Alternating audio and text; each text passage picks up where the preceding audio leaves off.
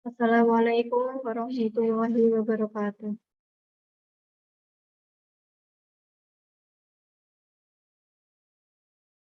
Waalaikumsalam warahmatullahi wabarakatuh. Terima kasih kepada MC telah membacakan moderator saya. Selamat pagi semuanya. Oke, sebelumnya marilah kita panjatkan puji dan syukur kehadirat Tuhan Yang Maha Esa atas limpahan kasih sayangnya, sehingga kita dapat berkumpul dalam acara webinar KSPM MES dengan tema mengkaji investasi di capital market dari sudut pandang syariah. Sebelumnya, izinkan saya, Nur Halimah, selaku moderator untuk memandu jalannya acara pada pagi hari ini.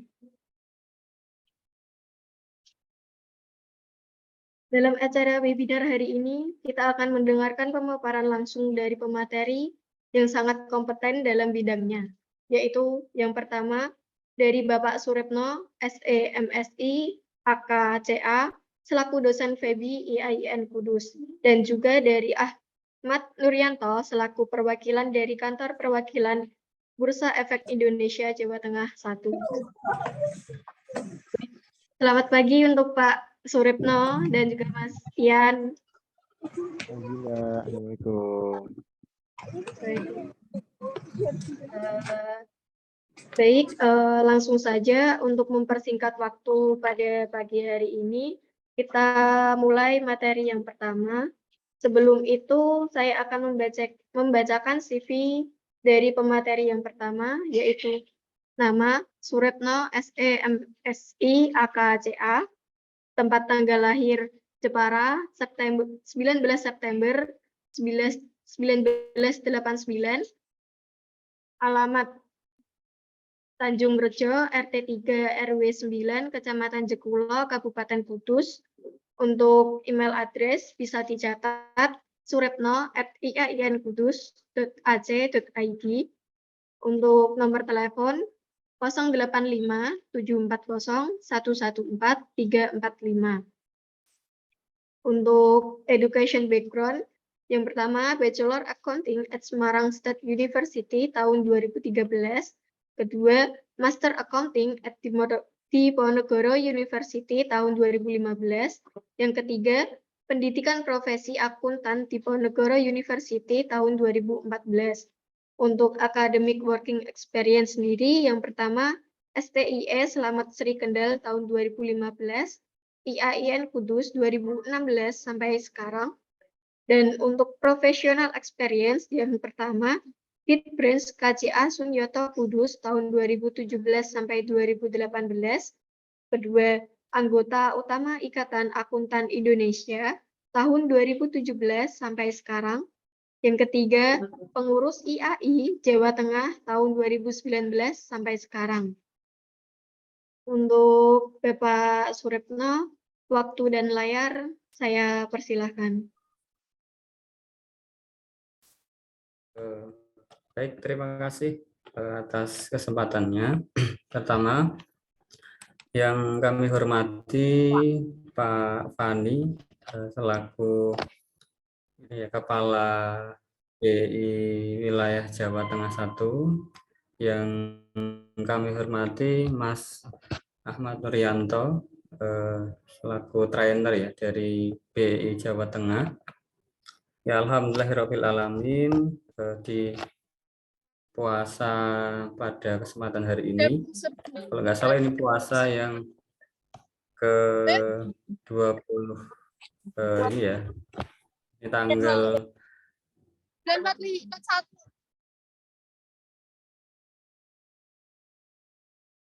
dengar suara? Halo?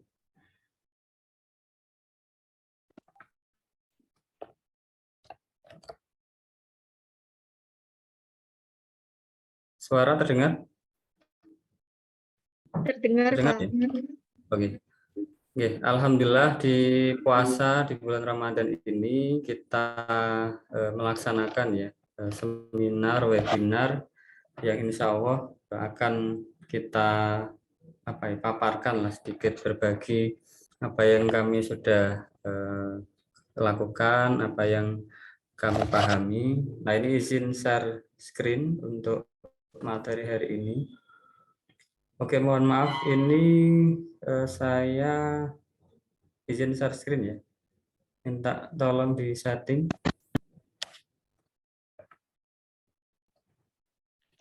Tolong Pak Suretno. Sudah bisa? Oke.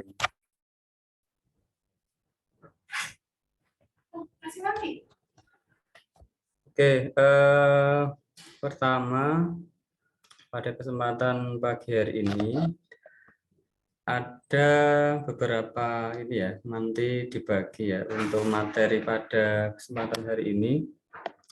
Ada beberapa hal yang tentu kita sudah tahu ya terkait apa itu pasar modal syariah.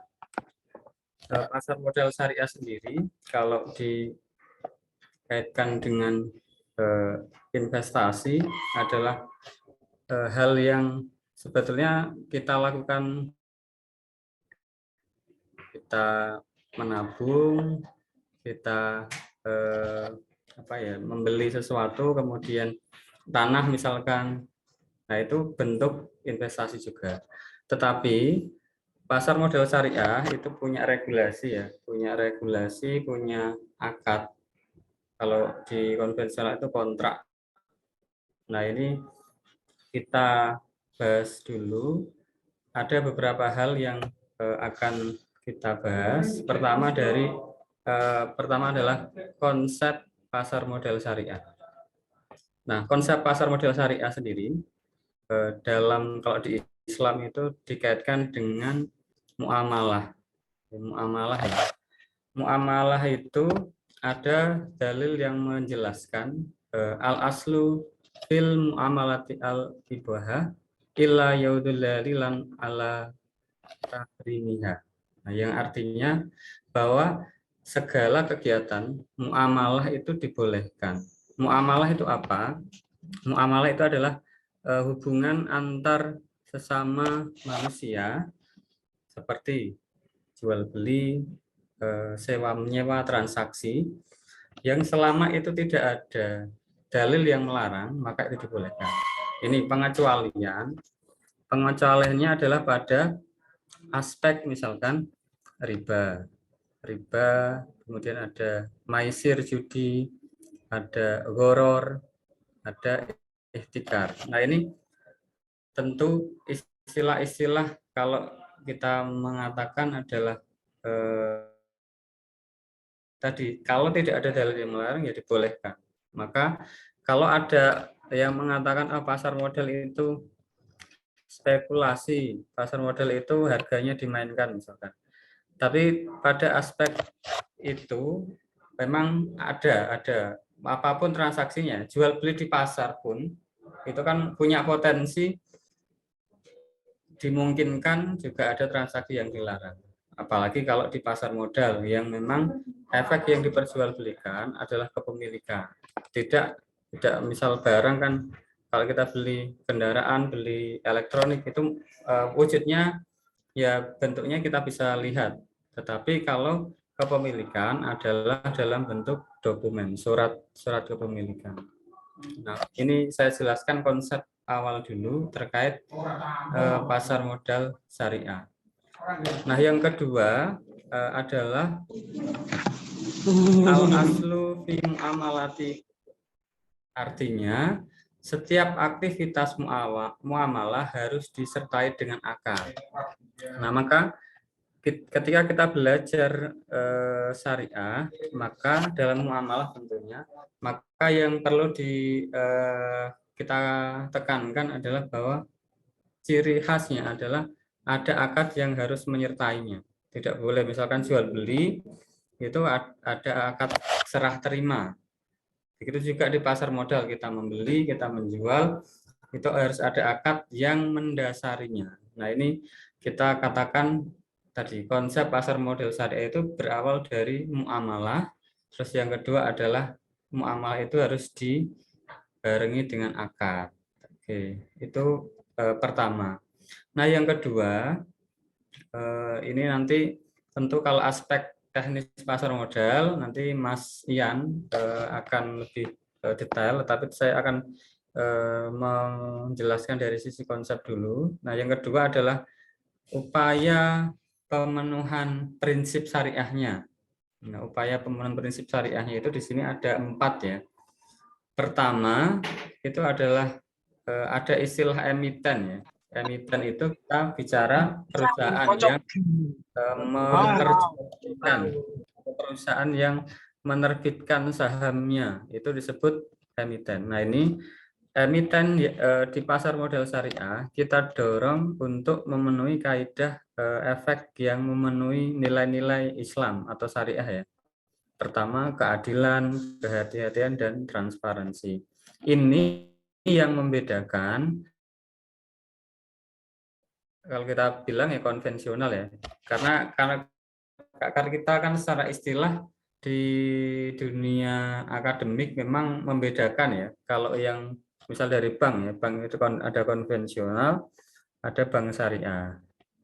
Nah, dalam aspek pasar modal ini juga pasar modal konvensional itu sudah sejak lama, sudah berdiri sejak lama, tetapi dengan hadirnya prinsip syariah ini, tadi emiten itu diberikan kriteria tertentu ya, diberikan kriteria tertentu yang nanti apa ya istilahnya, harus memenuhi nilai syariah, adil, hati-hati, dan transparan. Nah, yang kedua adalah memberikan pemahaman pasar modal. Nah, ini kalau pemahaman pelaku pasar modal itu kan banyak ya. Tentu dari sisi investor juga kita harus memberikan pemahaman bahwa ada 2 jenis saham di pasar modal. Begitu juga ada 2 jenis obligasi di dana di pasar modal. Nah, ini pelaku maupun emiten maupun organisasi yang menaunginya juga harus memberikan pemahaman bahwa ketentuan muamalah itu diatur syariahnya. Misalkan hutangnya tidak boleh melebihi hutang ini ya, ribawinya tidak boleh melebihi dari nilai 40%-nya. Kemudian ada aspek yang syariah lagi juga tidak boleh menggunakan margin trading untuk investornya. Nah, ini kalau kita pahami atau kita paham tentang itu, maka kita akan menghindari ya, kata kuncinya adalah menghindari transaksi yang mengandung unsur itu.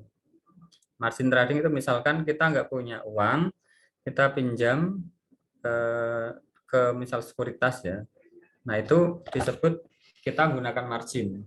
Kita nggak punya uang tapi bisa membeli. Nah, ini yang kita harus edukasi memang. Kita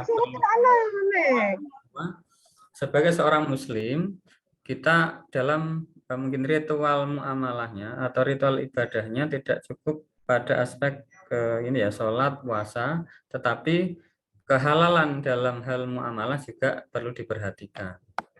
Nah, yang ketiga, tentu ini ya, dalam upaya menciptakan pasar maka butuh infrastruktur, butuh mekanisme yang tadi nilainya harus diciptakan adalah nilai yang pasar yang wajar, pasar yang jujur, transparan, dan tepat waktu. Nah, ini tentu kita tidak menafikan apa istilahnya di dunia pasar modal itu hal-hal yang mengarah ketidakjujuran, ketidaktransparan itu tetap ada, melekat ya. Karena yang namanya jual beli biasa saja itu terkadang juga ada unsur tadi tidak transparan. Misalkan kita nawar itu kadang penjual misalkan padahal tidak ada yang menawar sebelumnya, tapi kita mengatakan kemarin sudah ada yang menawar sekian. Nah, itu kan dari sisi jual beli yang dihalalkan saja juga mengandung unsur itu, apalagi di pasar modal. Nah, ini yang kita tentu ciptakan infrastruktur. Munculnya nanti ada syariah online trading system, kemudian ada pembatasan dari sisi emitennya, indeksnya. Nah, itu dalam rangka infrastrukturnya dibuat dulu. Nah, yang keempat adalah menyelenggarakan pengawasan dan penegakan hukum oleh otoritas pasar modal secara adil, efisien, efektif, dan ekonomis. Nah, ini tentu dalam pengawasannya, kalau di lembaga kita ada otoritas jasa keuangan. Kalau di sisi pencatatannya ada KSEI, KPEI. Nah, itu unsur syariahnya juga harus diperhatikan. Nah, ini dua hal awal yang sebelum kita membahas tentang akad ya, kita empat ini adalah dalam rangka upaya pemenuhan prinsip syariah di pasar modal. Tentu tidak ini bisa berdiri sendiri ya. Misalkan BI sebagai regulator, sebagai wadahnya juga membutuhkan ini ya, para fatwa ulama, MUI, DPS, Dewan Pengawas Syariah, dan sebagainya. Nah, yang berikutnya, mengapa muncul pasar modal ya? Mengapa muncul pasar modal? Ada dua hal ini yang mendasari. Pertama, itu adalah sebagai, di awal tadi saya sampaikan, sebagai sarana investasi. Yang namanya investasi itu sebetulnya kehidupan sehari-hari kita juga tidak asing ya, kata-kata investasi ini.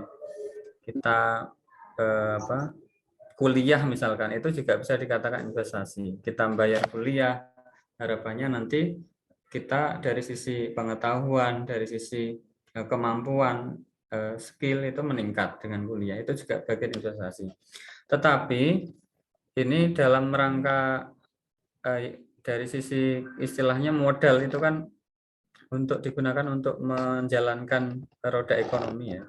Nah, misalkan perusahaan yang ingin ekspansi, kekurangan modal, kemudian dia membutuhkan pinjaman yang besar, tetapi pinjaman itu misalkan melalui bank, itu kan juga ini ya, ada kriteria tertentu.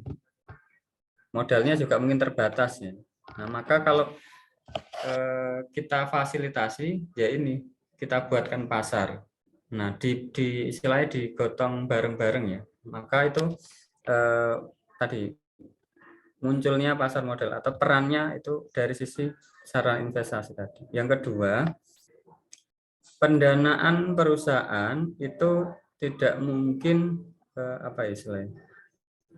Jadi disokong oleh pemilik saja, tetapi bisa jadi dengan melakukan tadi mengeluarkan surat kepemilikan bahwa tadi mensar kepemilikan, maka dimungkinkan ada sumber pendanaan baru. Nah, mungkin suatu saat misalkan kita sudah mungkin BLU atau PNP, TNBH, kemudian membentuk unit usaha, kemudian nanti sampai regulasinya bisa listing di pasar modal, kita butuh modal untuk memperluas usaha, kita bisa masuk di sana, sumber pendanaan perusahaan. Tidak hanya mengandalkan perbankan, tidak hanya mengandalkan misalnya ini ya, keterbatasan pemilik modal tadi. Nah, ini karena sistem kita masih tadi di Indonesia bukan negara muslim, maka secara berbarengan itu ada pilihan istilahnya. Boleh konvensional, boleh syariah, tetapi tadi batasannya syariah sudah dijamin fatwanya, kehalalannya ya. Nah, ini yang tentu peran pasar modal syariah ini sangat penting.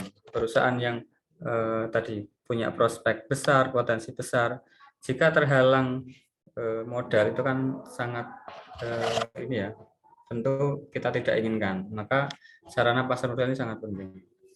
Nah, fatwa-fatwa terkait pasar modal syariah sebelum kita jelaskan, kalau dari sisi kata-kata fatwa itu kita ingatnya kan ya terkait dengan ulama ya, fatwa tentang misalkan miras, fatwa tentang judi misalkan. Nah, ini kehalalan suatu muamalah, kehalalan suatu produk itu juga memerlukan fatwa. Kalau dari sisi bahasa ini kan penjelasan, penerangan. Terus juga kalau dari sisi pengertian lebih luas itu lebih sempit itu penjelasan hukum syariah dalam suatu persoalan sebagai jawaban para ulama atas pertanyaan yang diajukan oleh peminta fatwa. Nah, ini dalam hal ini peminta fatwanya ya bisa jadi dari sisi regulasinya, OJK, BEI, dan pemerintah untuk memfasilitasi. Terus juga untuk memiliki kekuatan hukum positif, fatwa DSN MUI ini juga tadi diakui oleh OJK dalam menyusun regulasi terkait pasar modal syariah. Jadi saya update terakhir tahun 2020 ya, tetapi kalau memang ada tambahan nanti mungkin bisa dilengkapi Mas Ahmad Nuryanto. Terdapat 9 fatwa yang terkait langsung dengan pasar modal. Nah, ini fatwa yang kurang lebih sampai tahun 2020 saya belum update. Berarti ini fatwa-fatwa yang dikeluarkan terkait regulasi ya, terkait pasar modal syariah. Jadi aman insya Allah.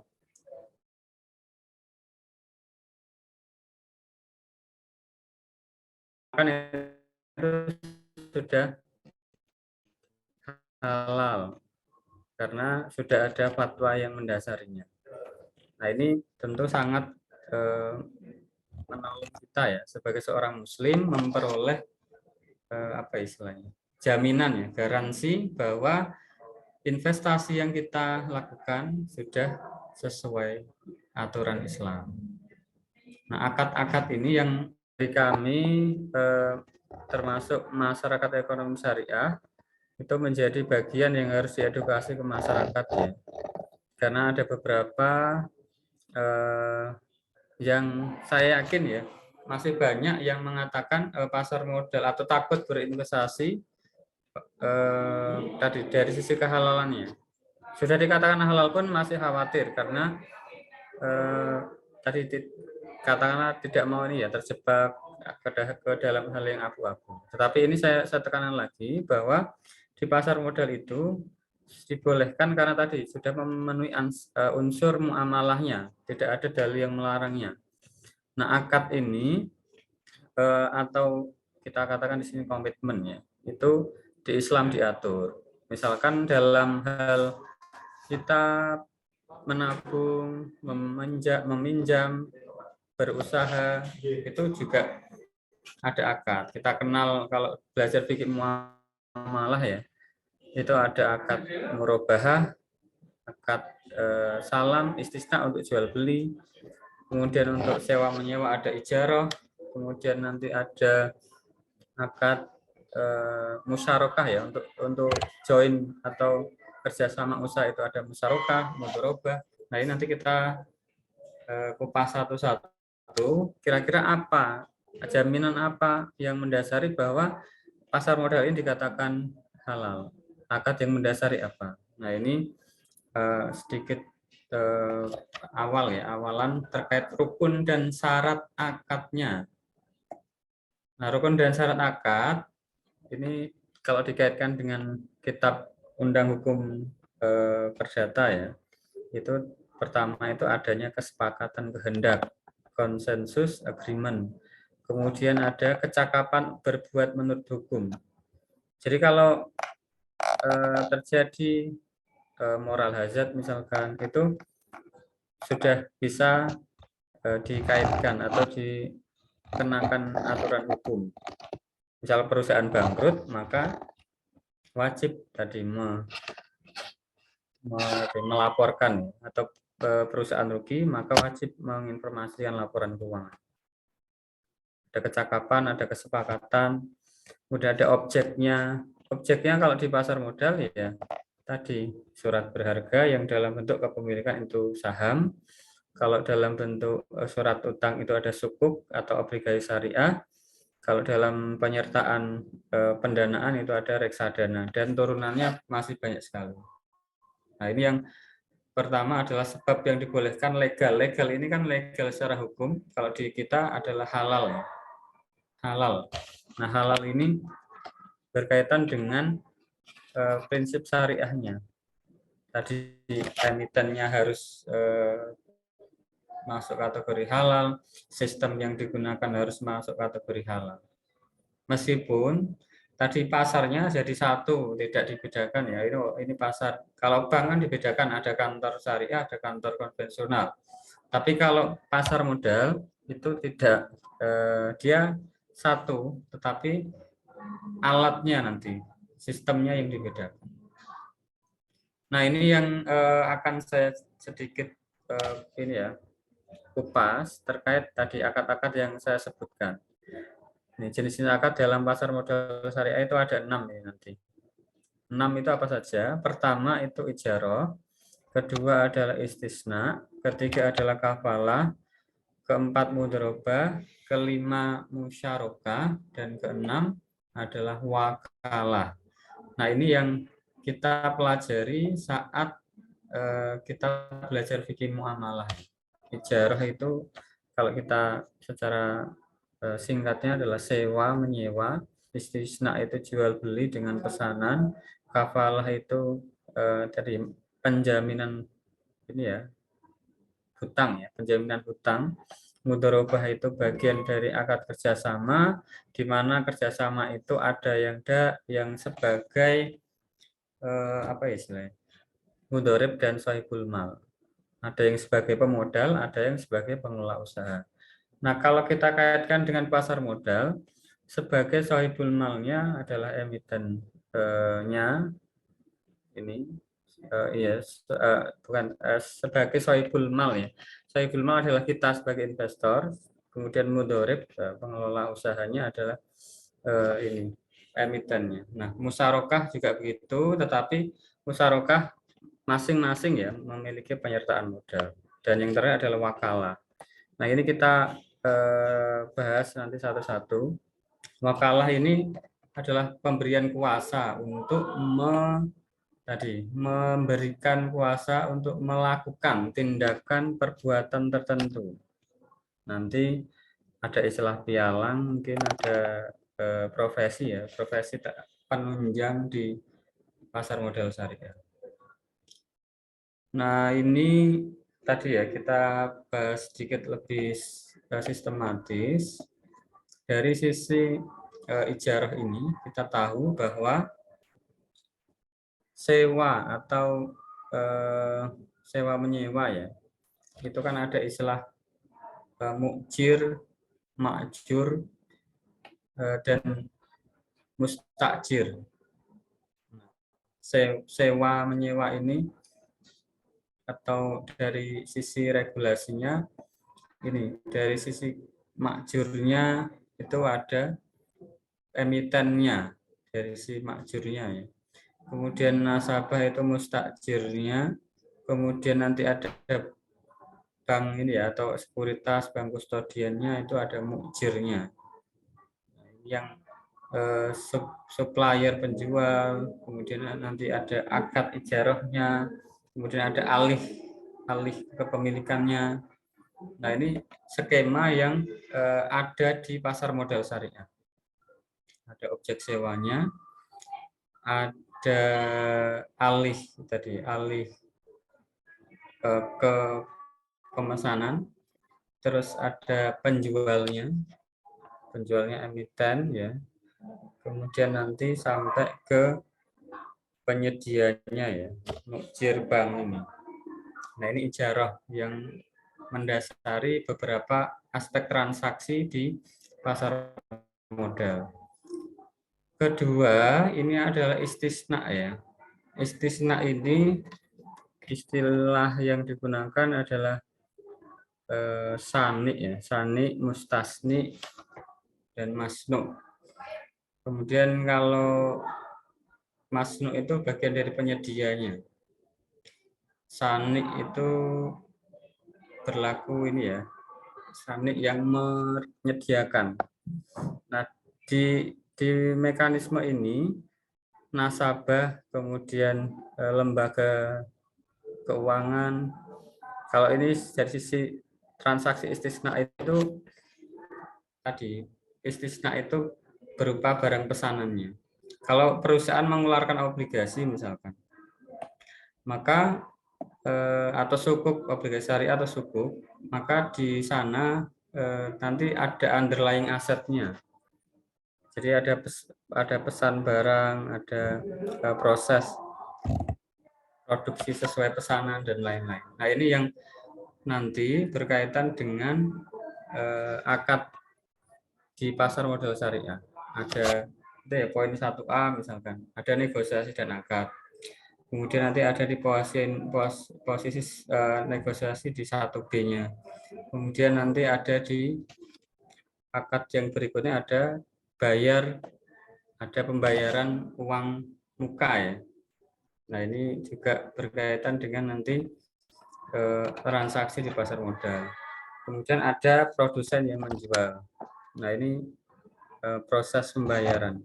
Jadi istisna ini adalah dimungkinkan kita penyedia itu tidak punya barang, tetapi bisa mengambil dari sani ini yang bisa memproduksi barang.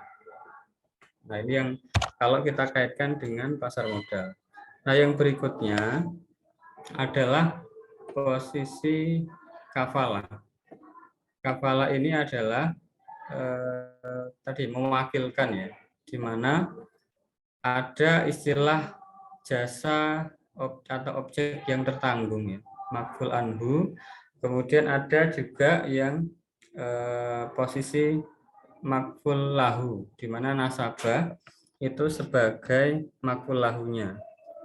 Dan bank penanggung itu namanya kafil.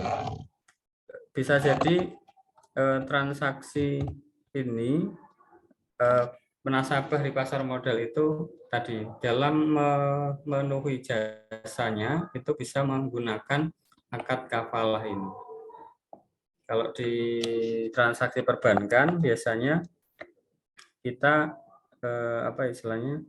punya atau menyewa atau membeli ya sesuatu, tetapi kita tidak memiliki dana, maka dimungkinkan tadi ditanggung oleh lembaga keuangan ya, bank penanggungnya. Nah, yang keempat ini mudharabah. Mudharabah tadi ya, sohibul mal itu yang memodali, kemudian pengusahanya mudharibnya ya.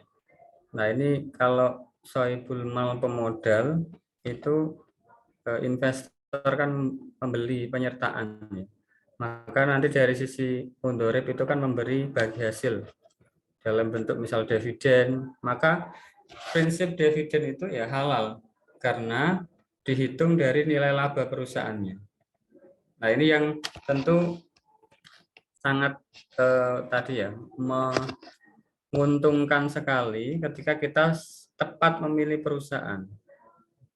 Istilahnya kita tinggal tidur itu kita akan memperoleh bagi hasil dividen tadi. Maka dalam niat investasi itu juga tadi jangan fokus pada ini ya hasilnya ya, tetapi nanti adalah proses jangka panjangnya. Dengan jenengan membeli kepemilikan, maka jenengan itu memiliki perusahaan. Jadi memperoleh keuntungan dari modal yang jenengan tanamkan. Karena satuannya itu kan nanti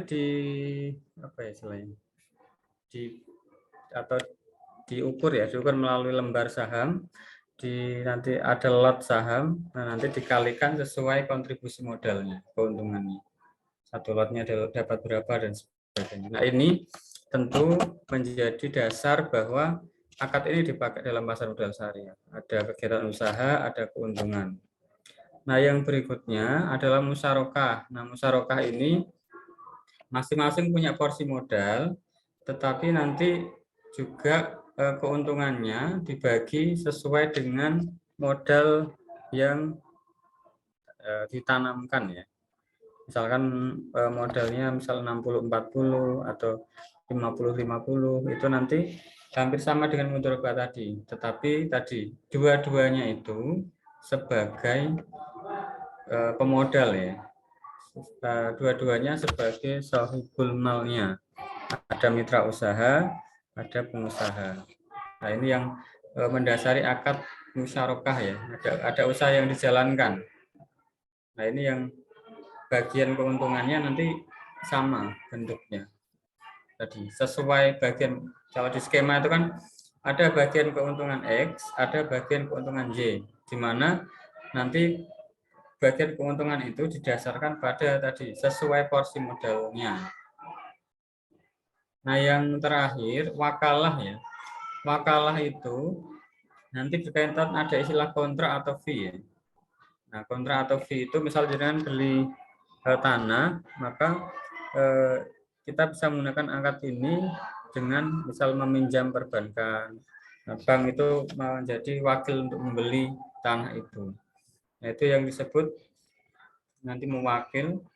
Nah, kalau dari sisi pasar modal, ada investor, ada nasabah, kemudian ada agensi ya, taukilnya. Nah, itu ada sekuritasnya ya. Nah, ini yang tentu dari sisi wakil, taukil, dan mewakilnya ini masing-masing memiliki peran ya. Kalau di pasar modal itu investor, kemudian ada pialangnya, ada sekuritasnya, kemudian ada nanti mewakilnya. Nah, ini yang disebut wakalah dari sisi pasar modal syariah. Nah, yang berikutnya adalah pada posisi multi akad muamalah dalam pasar perdana. Nah, dalam pasar perdana ini, kalau kita lihat bentuknya, pasar perdana itu ini ya, perusahaan itu sudah mengeluarkan saham, tetapi belum masuk ke mekanisme diperjualbelikan antar investor. Dia masih model pemesanan.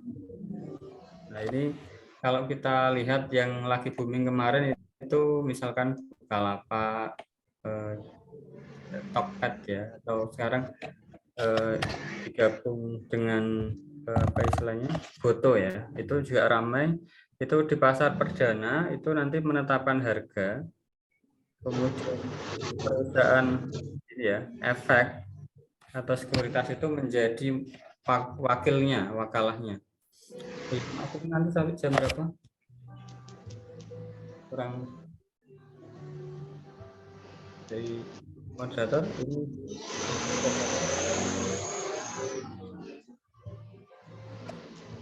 masih cukup waktunya?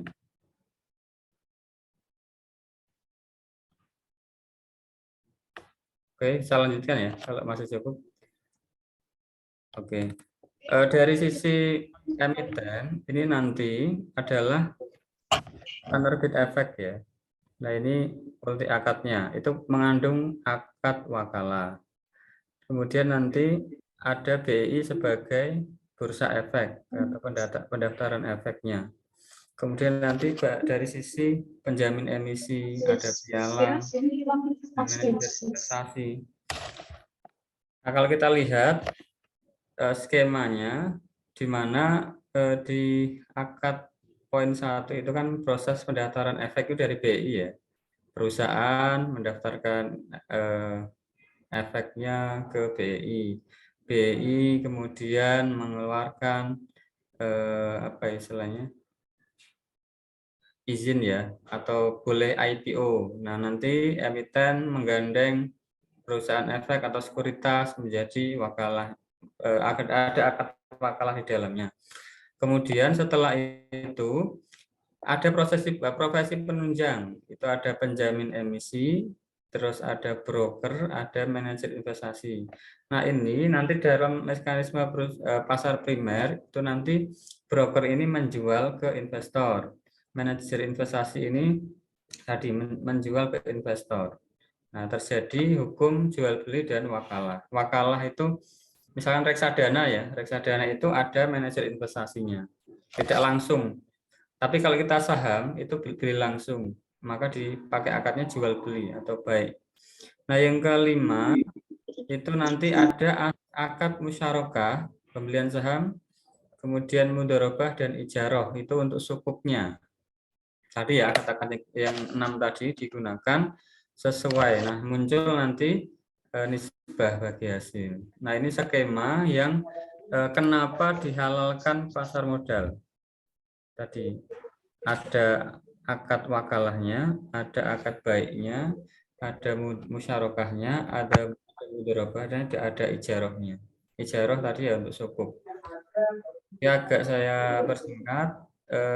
Berikutnya adalah pelaku ya. Pelaku ini selain tadi yang saya sebutkan ada penjamin emisi, ada apa istilahnya emiten, ini juga ada yang namanya ASPM ya. Adalah bisa berupa orang perseorangan atau badan usaha. Itu bisa memberikan mungkin masukan, nasihat. Kemudian nanti ada Dewan Pengawas Syariah dan yang terakhir itu ada ini ya, tim ahli syariah. Itu bertanggung jawab pada produk yang dikeluarkan. Nah, ini yang terakhir, pelaku syariah di pasar modal itu selain tadi ya, yang Dewan Pengawas dan ahli pasar modal, yang termasuk ini juga ada MIS ya, manajer investasi itu produk reksadana, dan di beberapa ini ada mekanisme ETF dan sebagainya. Terus ada juga unit pengelolaan investasi syariah atau UPIS. Nah, ini adalah manajer investasi yang memberikan ya pengelolaan portofolio. Kalau jenengan mungkin tidak berani langsung bertransaksi karena mungkin takut resiko ya di pasar modal, itu bisa menggunakan produk-produk reksadana. Itu dijamin juga secara umum. Nah, dari paparan materi terkait ini ya, regulasi akadnya mungkin cukup. Ada sesi tanya jawab, Mbak? Ada, Mbak. Oke. Oke, langsung saja kita ke sesi tanya jawab. Jika dari peserta maupun dari panitia mungkin ada pertanyaan, bisa disampaikan secara langsung dengan raise hand terlebih dahulu.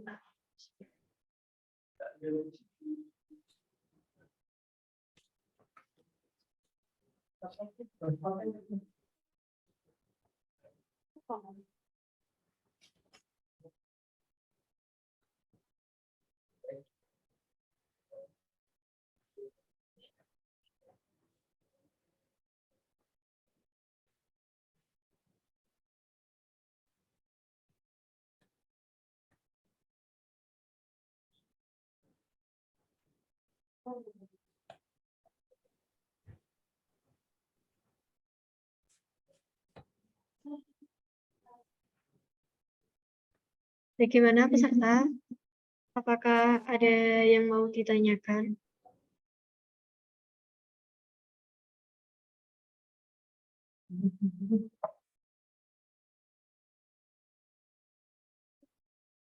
Begini nanti disambung Mas Ahmad Urianto di akhir saja nanti. Kalaupun ada pertanyaan. Ya, Pak. Lanjut saja, kita ke materi yang kedua, yaitu akan disampaikan oleh Ahmad Urianto. Saya akan membacakan CV-nya terlebih dahulu. Nama Ahmad Nurianto, tempat tanggal lahir Kendal 15 Agustus 1995, alamat Jalan Stadion Baru, Gang Sawo, RT 3 RW 2, Pebulon Kendal, Kabupaten Kendal, Jawa Tengah. Untuk pengalaman organisasi, kelompok studi pasar modal KSPN Unsab dari tahun 2013 sampai 2017, pengalaman kerja, Capital Market Professional Development Program 2018, Senior Officer Kantor Perwakilan BEI Jawa Tengah 1 dari tahun 2018 sampai sekarang, pendidikan SMA Negeri 1 Kendal dari tahun 2010 sampai 2013, Manajemen Keuangan Universitas Negeri Semarang dari tahun 2013 sampai 2017, Magister Manajemen Universitas Diponegoro tahun 2021 sampai sekarang.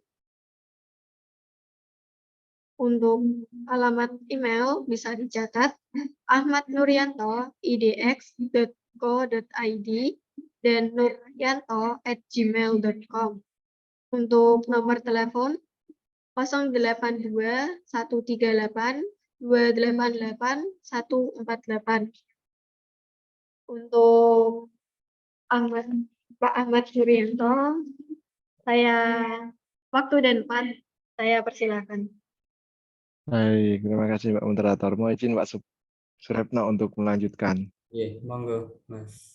Oke, bismillahirrahmanirrahim. Assalamualaikum warahmatullahi wabarakatuh. Selamat siang ya teman-teman semua. Oke, luar biasa sekali tadi Pak Surepno tadi materinya ya. Oke, saya lanjutkan aja teman-teman mengenai pasar modal syariah ya.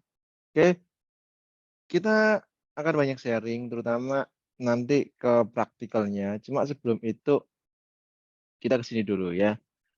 Ya, jadi pasar modal syariah itu terdiri dari 3 angka. 3 angka, 3 huruf ya, 3 kata, sorry, 3 kata.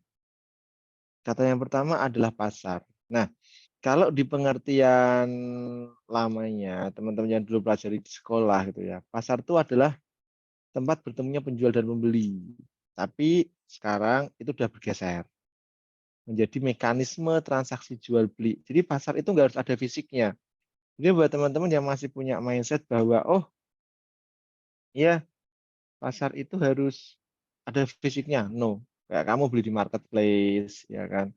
Kamu beli online itu nggak ada fisiknya pasarnya. Modal, nah, modal itu apa? Modal itu ya efeknya, barangnya. Dan syariah itu adalah prinsip-prinsip yang sesuai dengan kaidah Islamiyah. Nah, oke.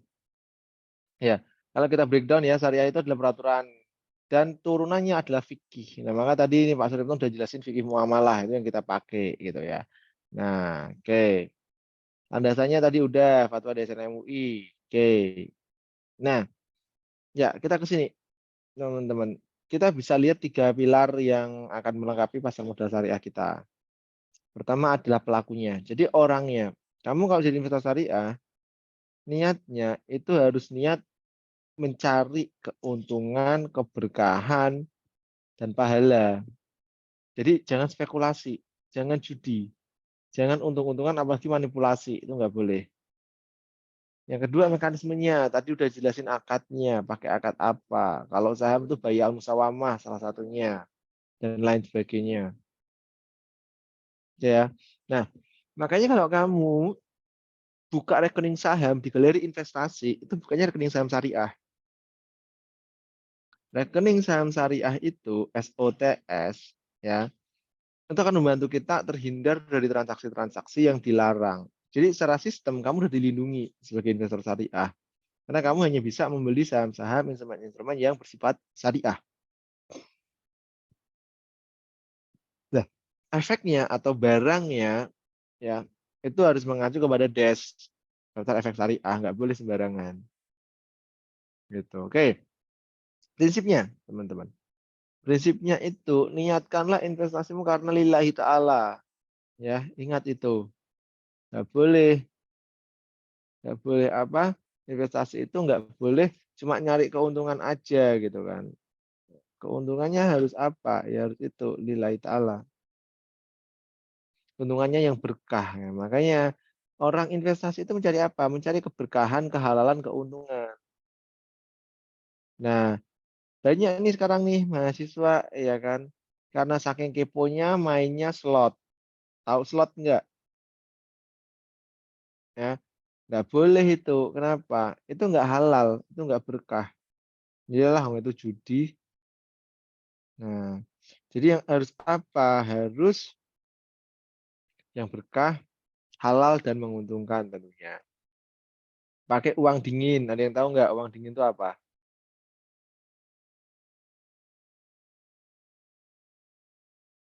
Ada yang tahu nggak uang dingin itu apa? Uang dingin itu uang yang di kulkas. Iya, ini mentang-mentang puasa jam segini mau bukanya kulkas terus ya Mas ya. Ya, uang dingin itu adalah uang yang kayak kita pakai. ya, uang yang bukan merupakan kebutuhan sehari-hari. Jadi memang uang yang kita alokasikan untuk investasi. Jadi jangan pakai uang hutang, pay later, uang buat bayar semester, UKT gitu ya, buat beli saham, jangan. Pakailah uang dingin.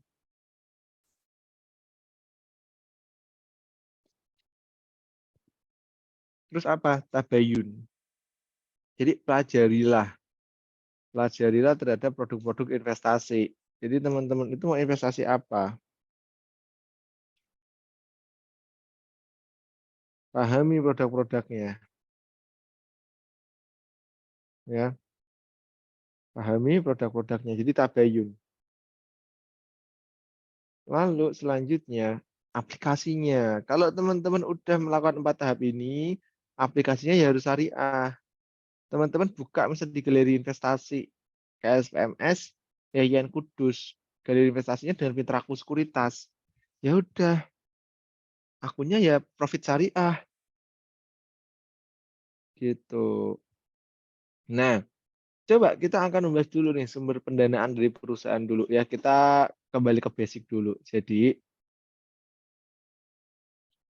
saham atau pasar modal itu termasuk ke sumber pendanaan eksternal. Jadi perusahaan itu mencari dana dengan keluar. Nah, sumber pembiayaan eksternal itu yang umum ada dua. Pertama adalah utang atau pembiayaan jangka menengah, jangka pendek. Dia pinjam ke bank. Nah, dia pinjam ke bank. Atau dia mencari dana jangka panjang. Dia mencari tambahan modal atau tambahan utang dan pembiayaan. Jangka waktunya panjang. Barulah go public. Ini jadi saham itu merupakan bagian ya. Jadi pasar modal itu merupakan bagian dari sumber pendanaan perusahaan. Jadi kalau teman-teman punya perusahaan nanti terus pengen tambah dana, pasar modal itu bisa jadi alternatif sebenarnya. Tuh. Nah, ini produk-produknya. Jadi Pak Suripno sempat bahas beberapa ya teman-temannya. Jadi sebenarnya banyak banget produknya.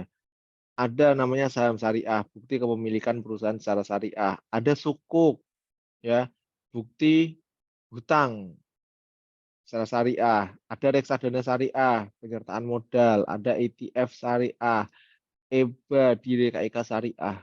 Jadi banyak banget produknya.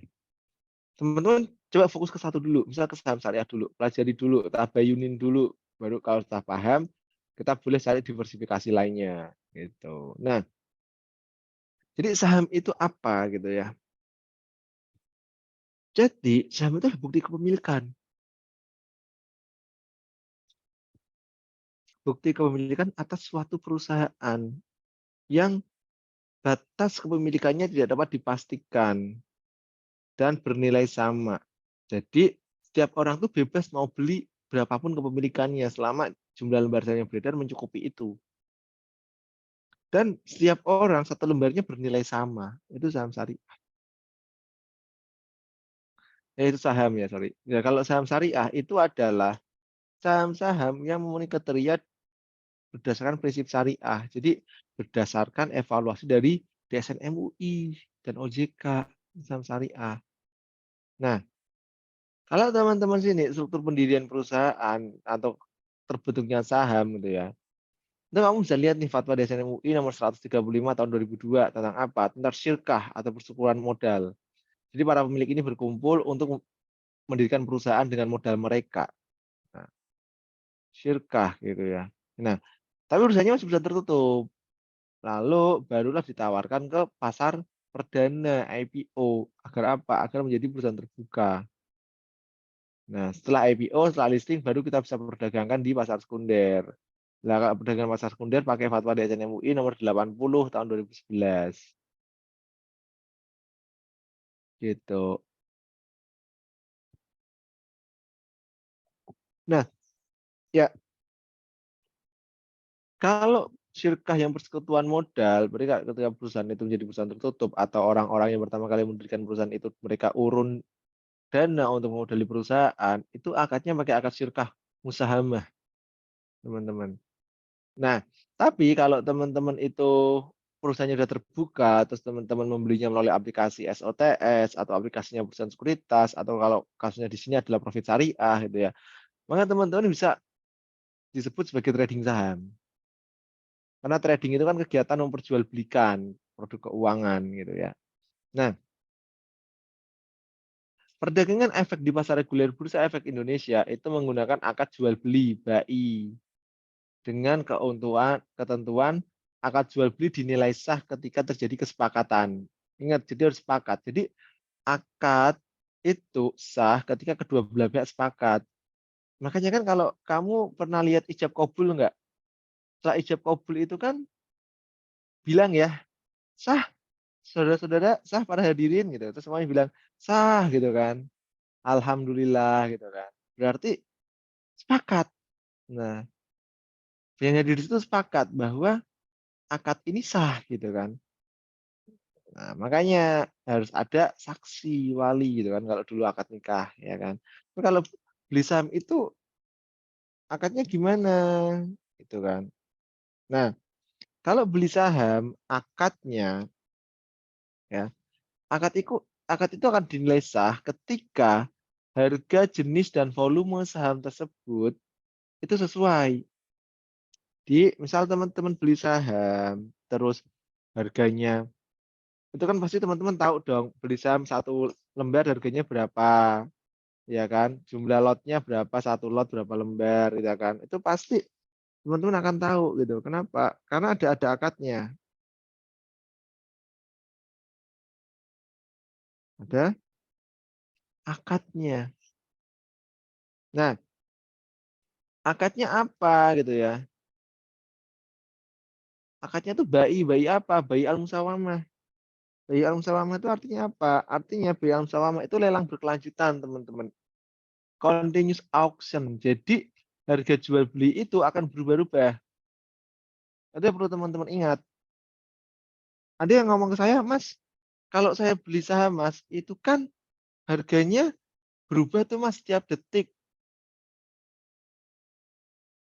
Itu sebenarnya boleh nggak sih? Ya boleh aja, itu memang lelang berkelanjutan. BAI al musawamah. Boleh, boleh banget. Gitu kan? Boleh banget.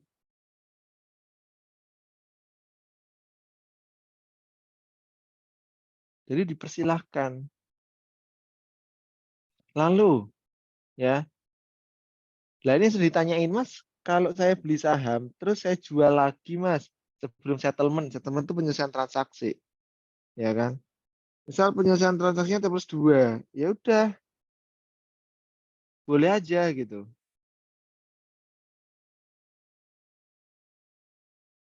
Kenapa boleh? Ya karena memang prinsipnya adalah prinsip kepemilikan secara hukum, kod hukmi. Nah, ya, dan memang kita dilarang untuk memiliki atau mentransaksikan efek yang tidak kita miliki. Nah, saham, ada yang bilang, Mas, saham itu halal atau haram? Saya tanya dulu konteksnya. Konteksnya apa nih? Kalau mekanismenya, ya kan? Kalau pengertiannya, saham itu halal. Tapi ada saham yang haram enggak, Mas? Ada, ada. Ya, apa? Ya saham minuman keras, saham apa? Perbankan konvensional atau industri keuangan ribawi, hiburan malam, kasino, rokok, perdagangan babi, dan seterusnya. Itu haram. Jadi kita lihat konteksnya dulu. Maka kamu nggak boleh tuh beli saham gudang garam, beli saham BCA, itu nggak boleh.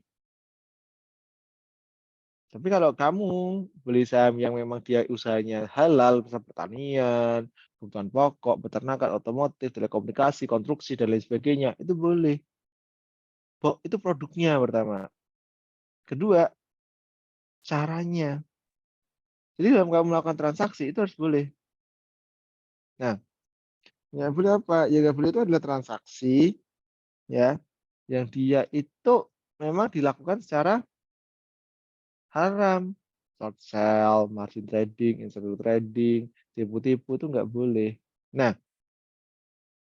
saham syariah ya itu kita bagi jadi dua sebetulnya. Satu adalah perusahaan syariah. Jadi perusahaan syariah itu adalah perusahaan yang memang dari ADART-nya atau sejak pertama kali berdiri, dia menyatakan bahwa secara bisnis dia syariah. Secara perusahaan, secara pengelolaan dia syariah. Di pasar modal kita cuma ada 5 emiten syariah.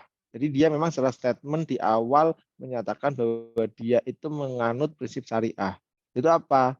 Bank Syariah Indonesia, BSI, ya kan sahamnya BRIS, ada Bank BTPN Syariah, Bank Panindube Syariah, ada Asuransi Syariah Jasa Mitra Abadi, ada Bank Net Syariah Indonesia, ada 5. Ini dia yang betul-betul emiten syariah. Lah, cuman kalau cuma 5 itu kan pasar modal syariahnya tidak menarik, teman-teman. Cuma ada 5 gitu kan. Maka keluarlah yang namanya saham syariah. Ya, saham syariah itu adalah efek berupa saham yang dilibatkan oleh emiten atau perusahaan yang tidak menyatakan, jadi perusahaan ini tidak menyatakan bahwa kegiatan usahanya atau pengelolaan usahanya dilakukan secara prinsip syariah. Enggak, tapi keteriannya atau karena adanya daftar efek syariah, dia masuk ke situ. Jadi secara emiten mungkin dia emitennya nggak mendeklar bahwa dia syariah. Tapi secara sahamnya dia jadi saham syariah. Jadi gitu. Jadi bedanya apa emiten dan saham? Emiten itu adalah perusahaannya. Sedangkan saham itu adalah bukti kepemilikannya dari emiten tersebut. Gitu ya. Nah, oke.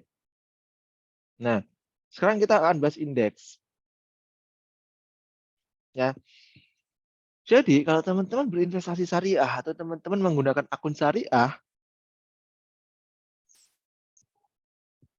teman-teman kan pasti hanya bisa memperdagangkan saham syariah, ya kan? Dari 850-an perusahaan itu tinggal 530-an saham yang syariah. Artinya kalau kamu emang investor syariah, pilih sahamnya masih banyak kok, masih ada 500-an saham gitu kan. Nah,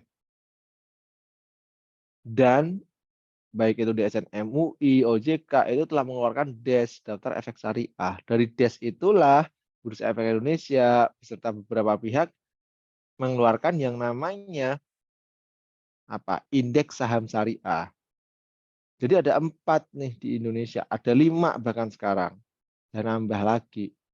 Ada apa aja? ISSI, Indeks Saham Syariah Indonesia. Isinya adalah apa? Isinya adalah ya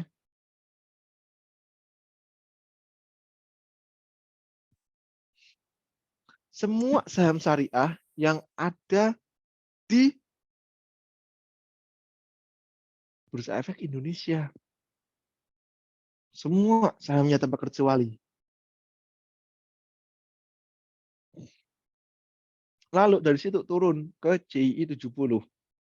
70 saham syariah yang ada di Bursa Efek Indonesia. Lalu turun lagi ke CII. Isinya 30. Nah, MES, Master Ekonomi Syariah itu juga punya indeksnya di IDX. IDX MES BUMN 17. 17 saham BUMN yang syariah menurut IDX dan MES. Satu lagi, IDX Syariah Growth namanya. Jadi isinya adalah perusahaan-perusahaan ya yang dia tumbuh bisnisnya, tapi secara syariah. Nah, untuk mengakses indeks-indeks itu, teman-teman bisa buka webnya idx.co.id.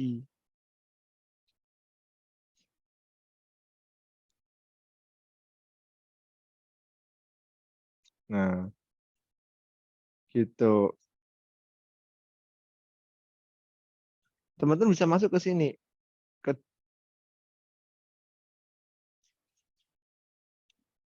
Teman-teman bisa masuk ke data pasar, data saham, indeks saham. Oke, teman-teman klik. Nah, cari indeksnya. Misal kita klik yang GII, nanti ada semua ini. Langsung masuk ke 2022. Kamu unduh. Nanti bentuknya filenya zip atau RAR. Ya, teman-teman buka aja yang filenya bentuknya PDF. Itu nanti isinya akan ada semua saham syariah yang ada di Bursa Efek Indonesia. Nah, ini muncul enggak? Belum muncul ya? Coba saya buka lagi.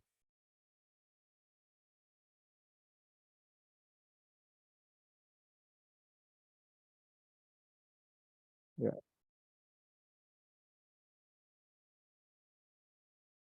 Oke, ini saya buka di sini aja. Oke, saya share screen ya, teman-teman.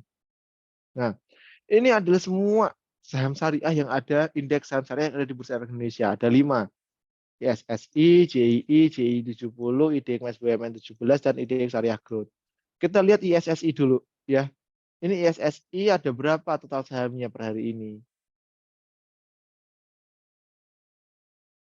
Kalau kita scroll sampai bawah, itu ada 508 saham syariah.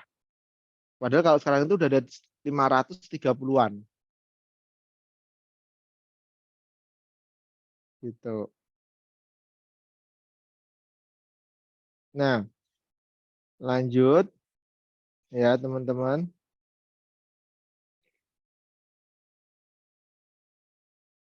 Kita ke sini sekarang. JII. Nah, JII itu 30 saham syariahnya. Jadi kalau kamu bingung, Mas, 500 sekian, saya bingung, Mas, kebanyakan. Kamu pilih ini aja. Ya. Kamu pilih ini aja. Ada apa? Hardware, ada Rory, cuma 30. Kamu bisa pilih satu dari 30 itu.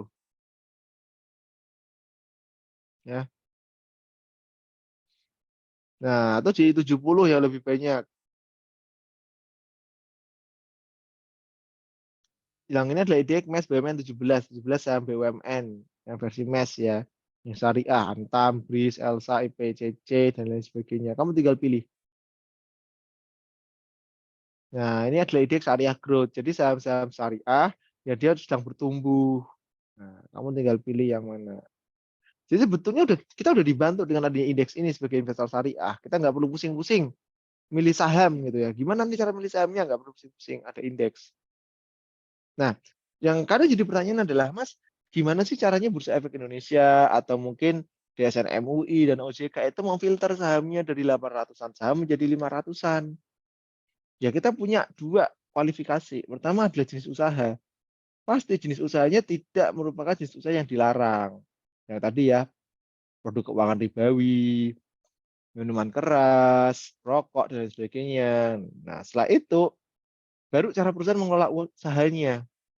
Jadi nggak boleh ada perusahaan yang hutangnya di atas 45%. Nggak boleh.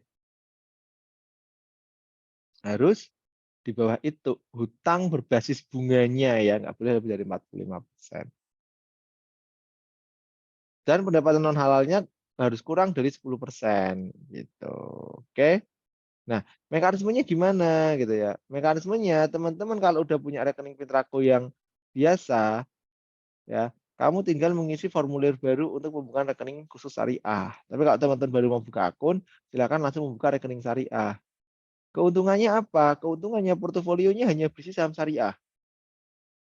Nggak punya saham-saham non syariah, nggak ada. Dilarang short sell, menjual apa yang belum kita punya. Transaksinya cash basis. Kalau kamu punya uang 5 juta, hanya bisa transaksi sampai 5 juta. Nggak bisa sampai berapa? 20 juta, 50 juta nggak bisa. Dilarang margin, gaji nggak boleh utang. Hanya berisi saham syariah. Dan kita tidak bisa bertransaksi saham yang tidak syariah. Setahu saya kalau di aplikasi Pintrako, kalau kamu misal aplikasi syariah, terus kamu mau beli saham perbankan, konvensional, nanti akan keluar dalilnya, keluar ayatnya. Dan dilarang gitu, untuk kita melakukan bla bla bla bla gitu. Oke. Nah, nih teman-teman ya, mau selesai kalau udah sampai sini. Buat yang cowok-cowok tuh, saham itu bisa digunakan buat mahar. Jadi kalau kamu mau nikah, maharnya saham kan keren ya. Cewek-cewek juga sama. Satu pakai sahamnya. Atau bisa minta cowoknya nanti kalau mau nikah ya, maharnya suruh saham. Bahkan saham itu bisa diwariskan. Nah, bisa banget. Oke ya. Baik teman-teman, mungkin itu yang bisa saya sampaikan. Nanti kita akan lebih banyak diskusi di sesi tanya jawab. Mungkin kurang lebihnya mohon maaf. Saya izin dulu dong nutup pakai pantun, oke?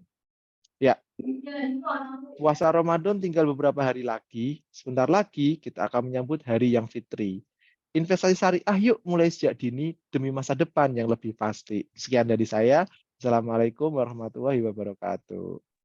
Waalaikumsalam warahmatullahi wabarakatuh. Wabarakatuh. Baik, selanjutnya adalah sesi tanya jawab dan diskusi. Bagi peserta, jika ada pertanyaan yang ditanyakan, silakan disampaikan di meeting chat maupun disampaikan secara langsung.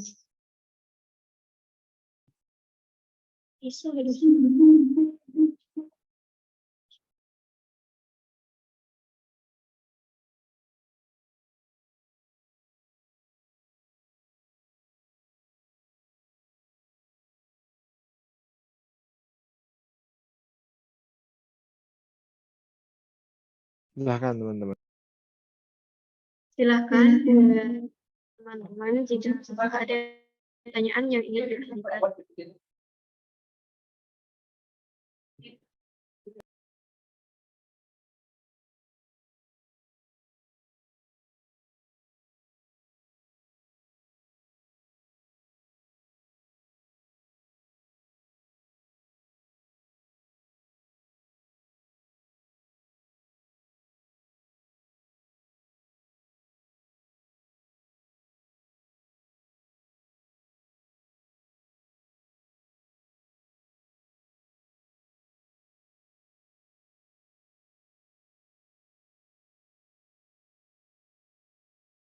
Silakan teman-teman, jika ada yang ingin ditanyakan, silakan ditanyakan.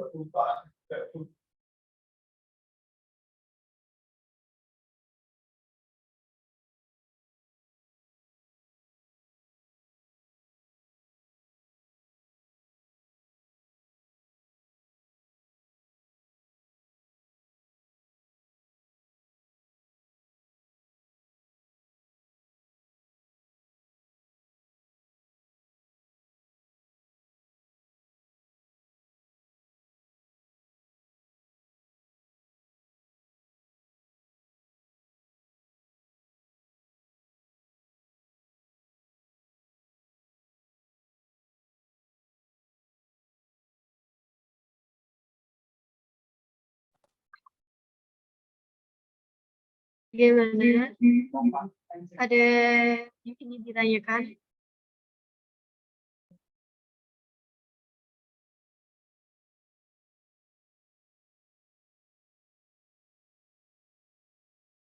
Oke, ini ada pertanyaan masuk. Apakah bisa dikatakan tidak boleh investasi konvensional bagi umat Islam sehingga muncul investasi syariah? Itu Mas Ian Suretno. Mungkin bisa dijawab oleh Pak Suretno maupun Mas Ian. Oke, siapa dulu ini, Mbak?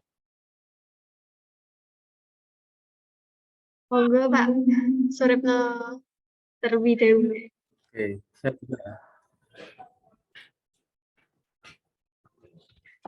Oke, pertanyaannya terkait apakah investasi konvensional ada pelarangannya? Apakah bisa dikatakan tidak boleh investasi konvensional bagi umat Islam sehingga muncul? Oh ya. Nah, kenapa muncul ini ya, apa istilahnya? Kaitan dengan pengembangan ekonomi syariah itu awal munculnya salah satunya kan dari aspek muamalah tadi ya. Kalau ibadah kan diatur di fikih, misal sholat itu ada ketentuannya. Kemudian kalau jual beli itu ada ketentuannya. Tentu ya memang ada dalil yang melarang. Misalkan kalau jual beli yang misal kita miras itu kan sudah ada dalilnya, atau riba itu kan ada dalilnya. Nah, investasi itu juga secara hukum itu juga ya ada dalilnya yang melarang.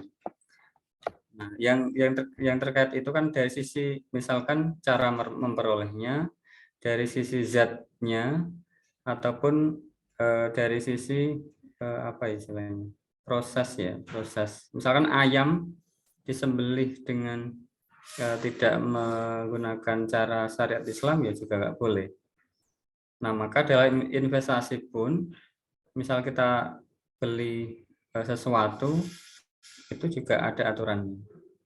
Nah, di hukum itu kan kalau kita bicara jual beli kan tidak ada mengandung maisir, gharar. Nah, maka investasi yang semacam itu yang tidak dibolehkan. Tadi berusaha untuk membohongi, berusaha untuk spekulasi, berusaha untuk menutupi kualitas barangnya. Itu yang kenapa kalau kita sebut ya tadi investasi yang mengandung unsur-unsur nilai tadi yang maisir, gharar, kemudian bai natsi, ada monopoli misalkan, atau menimbun barang, itu yang memang tidak dibolehkan. Nah, dalam investasi ada aturannya. Maka untuk membatasi tadi ya, menyelamatkan muamalah kita ya tadi diatur, termasuk dalam hal pasar modal syariah ini. Nah, mungkin ada dari sisi teknis bisa ditambahkan Mas Ian nanti untuk kaitan sebetulnya ada nggak istilah investasi konvensional dan syariahnya? Cukup dari saya, Mbak. Atau Baik, Mas Retno, saya izin menambahkan ya teman-teman ya. Ya, jadi begini teman-teman. Kenapa sih kok tadi kan pertanyaannya apakah bisa dikatakan tidak boleh investasi konvensional gitu ya? Gini, bukannya tidak boleh ya teman. Tapi begini kan, yang namanya umat Muslim itu butuh yang namanya panduan, arahan gitu ya dalam beribadah. Muamalah itu kita bermuamalah, kita berdagang itu juga termasuk ibadah sebetulnya, ya kan? Nah, itu ada aturannya gitu. Nah, sebenarnya ya pasar modal itu secara konsep itu sudah syariah. Karena kita menyertakan modal, ya kan? Kita berbisnis. Tetapi sebagai seorang muslim kita butuh panduan. Sama kayak gini lah. Sekarang itu lagi rame kan yang namanya halal vacation. Jadi negara-negara itu yang berlomba-lomba untuk menciptakan ekosistem untuk pariwisata halal. Apakah pariwisata itu haram? Apakah pergi ke pantai itu haram? Gitu. Misal kamu ke Jepara, gitu. Apakah pergi ke Jepara itu haram kalau harus sampai ada pariwisata halal? Enggak, boleh itu halal, tapi kita butuh panduan gitu loh, ya kan? Apakah halal haram itu enggak melulu terkait makanan sebetulnya, ya. Jadi perilaku, cara-cara kita melakukan sesuatu itu juga harus diatur gitu kan. Nah, kenapa kok sampai ada pasar modal syariah? Karena kita sebagai negara yang mayoritas Muslim itu perlu panduan. Tadi ya, panduan. Nah, contoh, beli saham itu syariah. Tapi beli saham BCA itu tidak syariah. Gitu kan? Trading saham syariah. Tapi kalau trading sahamnya short sell itu enggak syariah. Nah, maka di situ akan terjadi kebingungan kalau nggak diatur. Maka oleh Bursa Efek Indonesia, oleh OJK, oleh DSN MUI, kita buat produknya.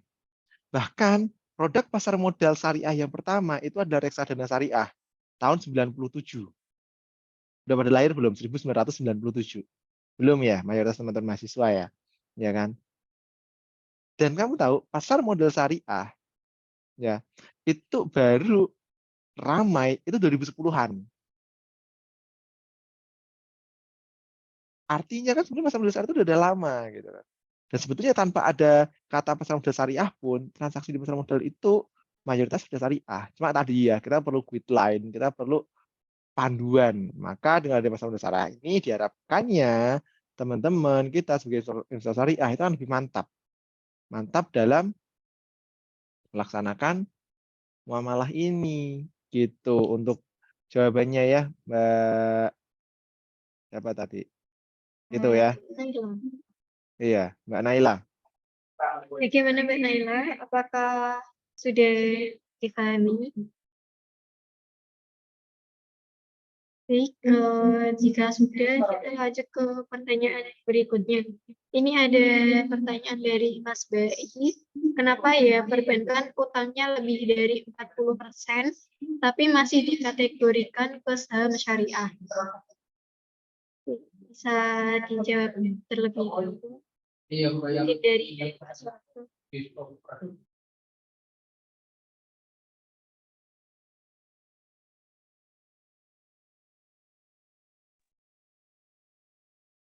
Silakan Pak Suretno.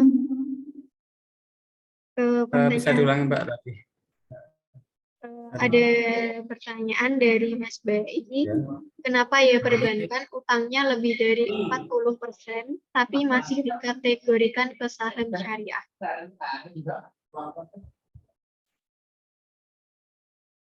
Oke. Mohon maaf, diulangi sekali lagi, Pak. Agak jaringannya agak ini masalah. Bisa diulangi kenapa? Kenapa perbankan utangnya lebih dari 40%, Ya. tapi masih dikategorikan ke saham syariah? Seperti itu, Pak. Karena ini ya, kalau maksudnya perusahaan yang punya hutang tapi dia hutangnya dalam bank konvensional lebih dari 40%, kenapa masih masuk saham syariah ya? Iya. Kalau memang kita tahu kan ISSI, kemudian apa istilahnya JI dan lain-lain itu apa ya, ada durasi waktu ya yang harus keluarkan fatwanya. Saya kurang ini ya spesifik waktunya, cuma ada rentang mungkin 6 bulan untuk mencabut ya. Kira-kira emiten ini, misalkan yang pernah saya alami itu ada kita misal perusahaan Astra misalkan, itu kan sempat masuk saham syariah, kemudian dikeluarkan di bulan sekian. Nah itu kita misal terlanjur sudah memiliki. Nah itu juga kadang fatwanya kan kita akhirnya statusnya kan juga masih kategori, oh itu dulu saham syariah, tapi sekarang di bulan lain berubah menjadi saham konvensional misalkan. Itu dari sisi regulasi, karena ada SOTS itu mungkin nanti dikeluarkan. Tetapi kalau kaitan dengan mengapa dia masih masuk kategori, itu memang ada waktu ya, tidak serta-merta misalkan dia punya hutang yang melebihi dari 40% langsung di out dari syariah, itu tadi ada jangka waktunya yang harus disesuaikan. Kalau saya pernah menjumpai itu Astra yang ini ya awalnya apa istilahnya syariah, kemudian keluar, itu memang butuh tadi fatwa yang ada jeda waktu yang memang nanti dari sisi regulasi nanti akan dikeluarkan.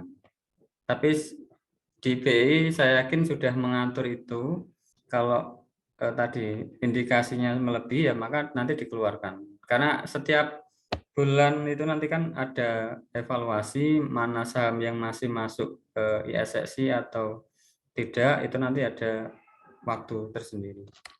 Tapi dari sisi regulasi nanti Mas Ian yang lebih spesifik ya, regulasi untuk kapan perusahaan itu nanti dikategorikan ISSI, kapan yang tidak masuk kategori ISSI.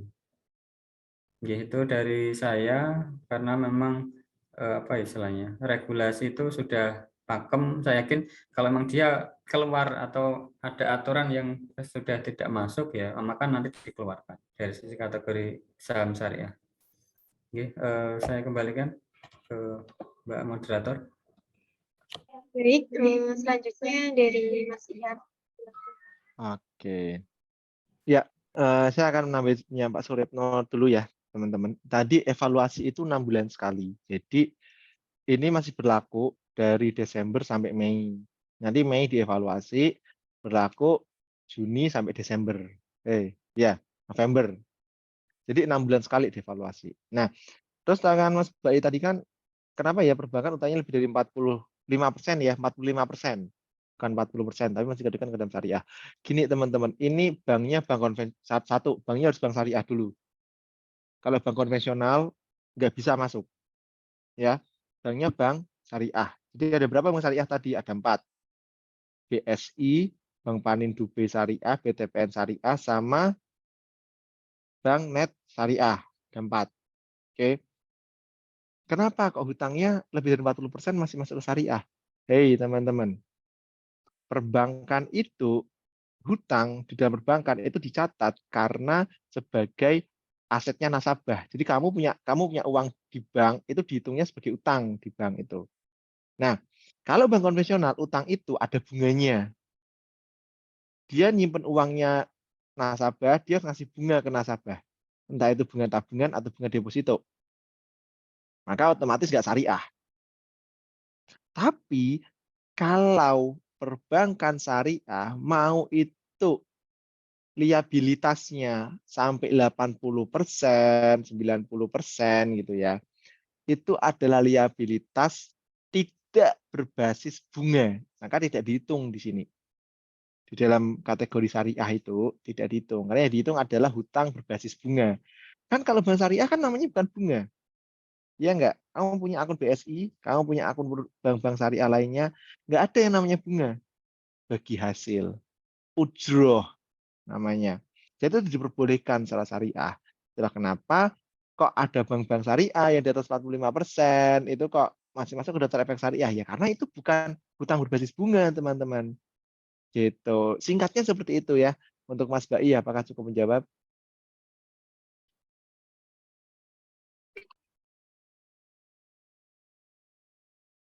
Bagaimana Mas Bai? Bisa dipahami untuk jawabannya tadi? Ini ada pertanyaan lagi dari Mas Bai juga, Kak, sama Pak Suretno. Bagaimana jika melakukan trading dengan menggunakan saham syariah dan bagaimana tinjauannya menurut Islam? Gitu.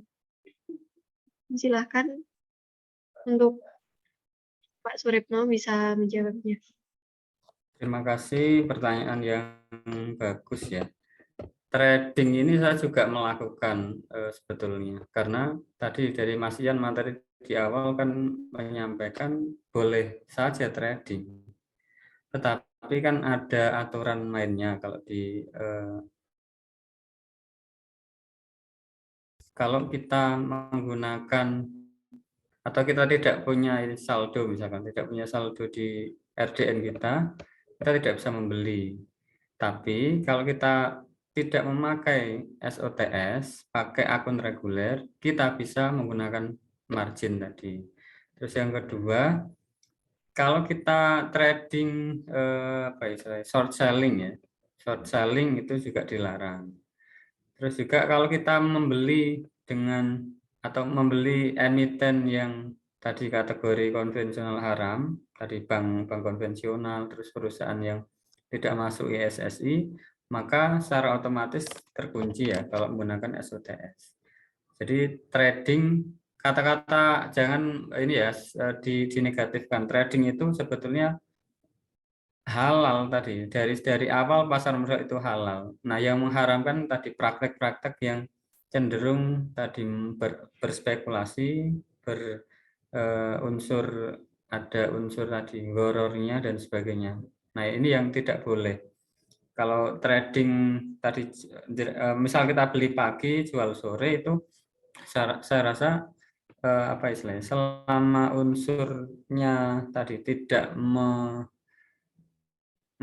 short selling, tidak membeli saham yang konvensional atau tidak masuk ISSI ya dibolehkan. Nah, keunggulan tadi ya, keunggulan ketika kita menggunakan SOTS itu akhirnya kita kan ya paling terfilter dari hal-hal yang tadi cenderung kita lakukan margin trading, short selling, terus kemudian kita membeli perusahaan yang tidak berbasis syariah. Nah, itu yang memang diharapkan dari acara ini bahwa jangan teredukasi untuk tadi trading yang sewajarnya. Tujuannya investasi lebih menenangkan misalnya. Oke, dari saya cukup itu. Baik, terima kasih atas jawaban dari Pak Retno. selanjutnya dari ASEAN mungkin ada tambahan. Oke, ya, izin menambahkan Pak Suripno. Trading itu boleh nggak sih di dalam syariah gitu ya? Kalau terutama trading saham. Trading saham ya kita bahas di sini, bukan trading yang lain. Kalau trading yang lain, saya kurang tahu fatwanya ya. Jadi kalau kamu punya instrumen yang lain dan kamu masih masuk ke situ, silakan cari fatwanya sendiri. Tapi kalau saham, jawabannya boleh. Kenapa? Karena kepemilikan saham itu adalah kepemilikan secara hukum atau hukmi. Yang namanya kepemilikan secara hukum, walaupun barangnya itu nggak kita pegang, belum kita pegang, terus kita jual, itu boleh. Contohnya gimana? Contohnya gini, kamu beli saham, kamu beli kayu, ya beli lemari dari Jepara, gitu ya. Terus dikirim ke Kudus. Kamu udah bayar hari ini, udah deal, kamu udah lihat gambarnya, kamu udah lihat bentuknya, volumenya, ukurannya, cocok, ya gambar, gitu kan. Kamu beli. Terus tetanggamu bilang, kamu bisa beli lemari ya? Terus aku lihat dong, dilihat gambarnya dia suka. Ya udah deh, sini aku beli aku ya. Boleh nggak? Boleh, karena secara hukum itu barang udah jadi milikmu. Cuma nanti pas hari H pengantarannya nggak diantar ke rumahmu, diantarnya ke rumah tetanggamu yang beli tadi. Itu contoh kepemilikan secara hukum. Boleh, boleh di syariah. Yang nggak boleh itu adalah kita trading, kita menjual saham yang belum kita miliki. Nah, short sell namanya itu nggak boleh. Makanya nggak ada short sell di saham syariah. Tapi kalau di trading, kamu misal nih beli saham apa BRI Syariah, BRIS gitu ya, BSI gitu ya.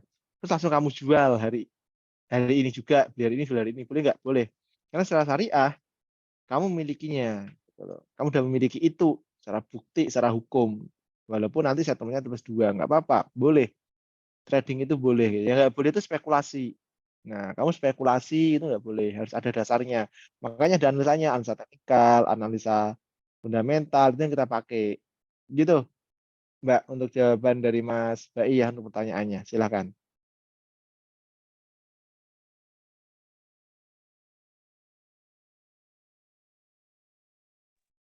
Baik, terima kasih atas jawabannya dari Mas Ian. Mungkin cukup itu saja pertanyaannya Mas, karena waktunya sudah selesai sebenarnya. Langsung saja saya bacakan kesimpulan dari materi hari ini. Pasar modal syariah merupakan seluruh kegiatan pasar modal yang tidak bertentangan dengan Islam. Dalam pasar modal sendiri terdapat konsep yaitu al-aslu fil muamalati al-ibahah ila yadullu dalilan ala tahrimiha, yaitu semua kegiatan muamalah diperbolehkan terkecuali yang dilarang, dan al-aslu fil muamalatil bil uqud, yaitu setiap kegiatan muamalah disertai dengan akad. Pasar modal sendiri, prinsip dalam berinvestasi di pasar modal yaitu yang pertama, diniatkan karena Allah Subhanahu wa taala. Kedua, mencari keuntungan dan pahala. Ketiga, menggunakan uang dingin atau uang yang tidak digunakan. Keempat, memilih produk investasi. Dan yang keempat, yang terakhir, yaitu yang kelima, menggunakan sistem online trading syariah. Produk pasar modal syariah di Bursa Efek Indonesia ada 5. Salah satunya yaitu adalah saham syariah, di mana saham yang memenuhi ketentuan dan kriteria berdasarkan prinsip syariah. Perdagangan efek di pasar reguler Bursa Efek Indonesia menggunakan akad jual beli yaitu bai asalam, di mana akad jual beli berkelanjutan, dan juga saham sebagai efek syariah dikategorikan menjadi 2, yaitu emiten syariah dan saham syariah.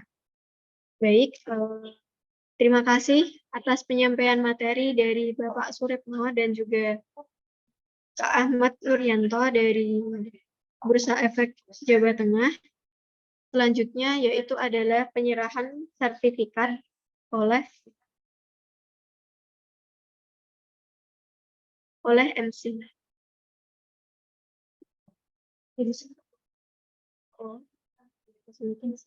Baik, saya tutup penyampaian materi pada pagi hari ini. Saya selaku moderator minta maaf jika ada salah kata. Wabillahi taufiq wal hidayah. Wassalamualaikum warahmatullahi wabarakatuh. Untuk selanjutnya Waalaikumsalam. saya akan serahkan kembali ke MC.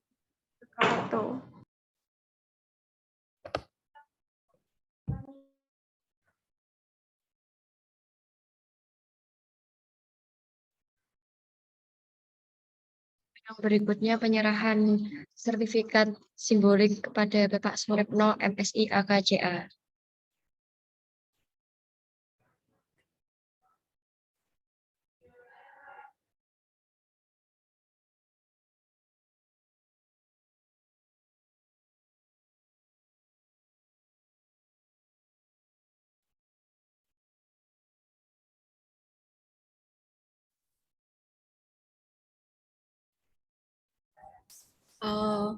Baik, ini sertifikat secara simbolik ya Pak buat Pak Suripno. Untuk sertifikat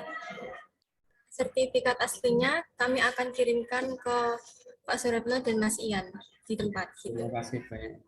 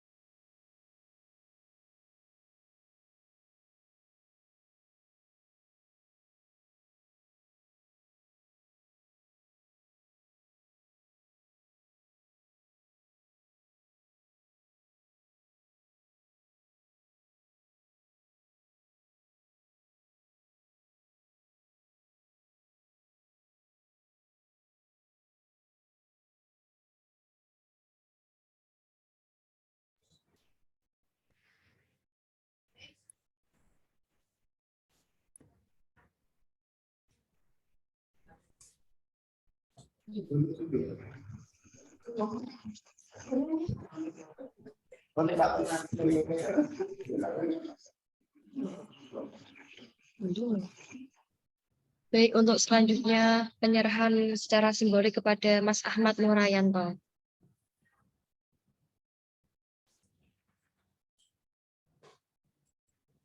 Baik, ini kami serahkan sertifikat secara simbolik kepada Mas Ian. Terima kasih banyak telah berpartisipasi dalam webinar kami untuk menjadi pemateri langsung melalui tatap maya pada hari ini. Terima kasih Mas Ian sama Pak Suripno. Untuk sertifikat aslinya akan kami kirimkan ke kantor Perwa ya Mas.